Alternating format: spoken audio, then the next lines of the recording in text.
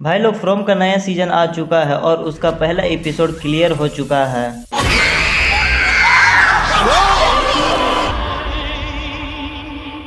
अभी सिर्फ इंग्लिश में हुआ है और MGM प्लस पर हुआ है और कुछ दिनों बाद प्राइम वीडियो पर हिंदी में भी आ जाएगा।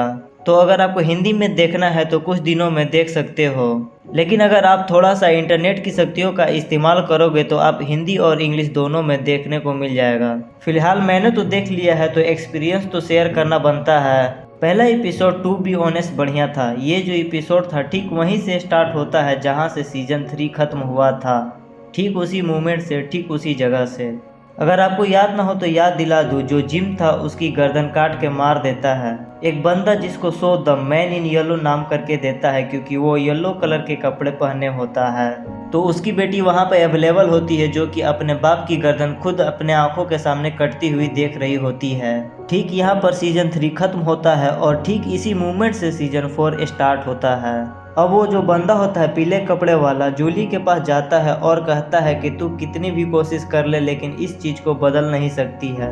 ये कहानी तब ज्यादा इंटरेस्टिंग हो जाती है जब मैन इन येलो एक डायलॉग बोलता है कि अब कौन सी स्टोरी से आई हो या कौन सी टाइम से आई हो, जिसे सुनकर मेरे दिमाग की घंटी बजी कि हाँ, ये टाइम ट्रेवल कर सकती है। साथ ही इसको ये भी पता है कि बार बार टाइम ट्रेवल करके शायद इसको बचाने आती रहती है। यहाँ पर मेरी एक छोटी सी थ्योरी भी रहेगी, हो सकता है कि इस बंदे ने, द मैन इन येलो ने, पहले भी जिम के ऊपर कभी ना कभी अटैक करा हो, लेकिन उसकी बेटी ने उसको बचा लिया हो, ऐसा मुझे लगता है।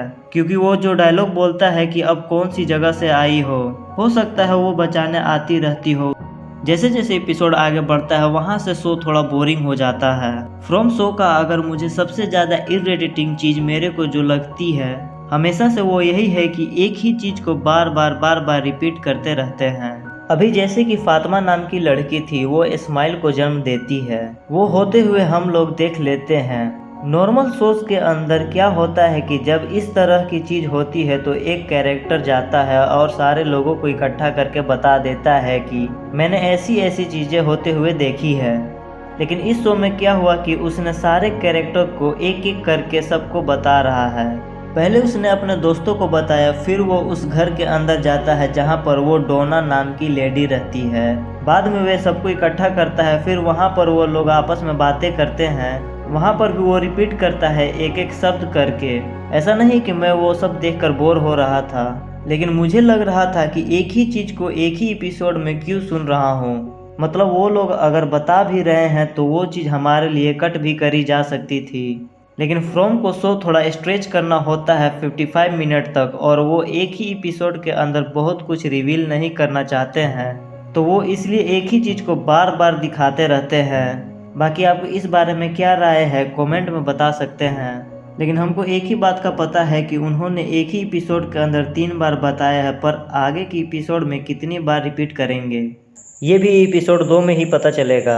फिर कहानी जैसे ही आगे बढ़ती है, इस एपिसोड के अंदर हम लोग नई फैमिली को शहर के अंदर आते हुए देखते हैं। अब उस फैमिली की एंट्री होती है तो टू बी ऑनेस्ट मेरे को अंदाज़ा नहीं था कि ये फैमिली किस तरह से कहानी में आगे जाने वाली थी, लेकिन जिस तरह से उसे बचाया जाता है काफ़ी कूल सीन था। अपने आप में ही वो काफ़ी रियलिस्टिक लग रहा था। लेकिन उसके बाद ही जैसे ही आप कहानी की एंड की तरफ बढ़ने लगते हैं तो ट्विस्ट देखते हैं, वो माइंड ब्लोइंग टाइप का था। भाई मुझे नहीं लगता है कि कोई भी बंदा कितने भी शो वगैरह कुछ भी देखा हो तो वो वाला ट्विस्ट वहाँ पे उम्मीद भी नहीं कर पाएगा। और जैसे ही आप पुराने सीन को देखते आए होंगे तो आपको पता होगा कि ये वाली जो चीज़ है कितना बड़ा बेंचमार्क सेट कर देता है।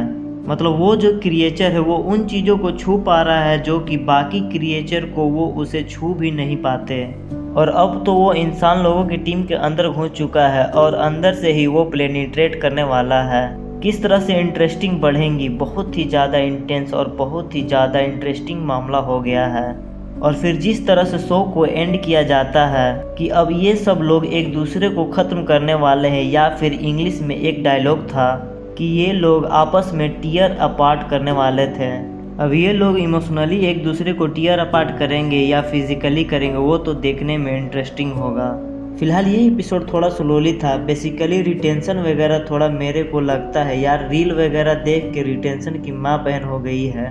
क्योंकि मैं बहुत सारा शो देखता हूँ, मैंने 90s के भी शो देखा है, लेकिन इतना रिपीटेड चीज़ें उसके अंदर नहीं देखी। और हो सकता है कि तुम शायद कह रहे होगे कि मैं थोड़ा ज़्यादा ही पॉइंट आउट कर रहा हूँ, लेकिन इसका दूसरा जो शो है लॉस्ट, जो कि इससे पहले बनाया था, उसके अंदर भी इतना ज़्यादा रिपीटेड चीज़ें नहीं थी जितना इस शो के अंदर देखने को मिल रही है। लेकिन फिर भी पहला शो बहुत ही बढ़िया था। अगर मेरे को रेट करना हो तो 8 आउट ऑफ 10 रहेगा। आपके थॉट्स इसके बारे में क्या रहेंगे नीचे कमेंट्स में ज़रूर बताना। देखते हैं सेकेंड एपिसोड कैसा रहता है।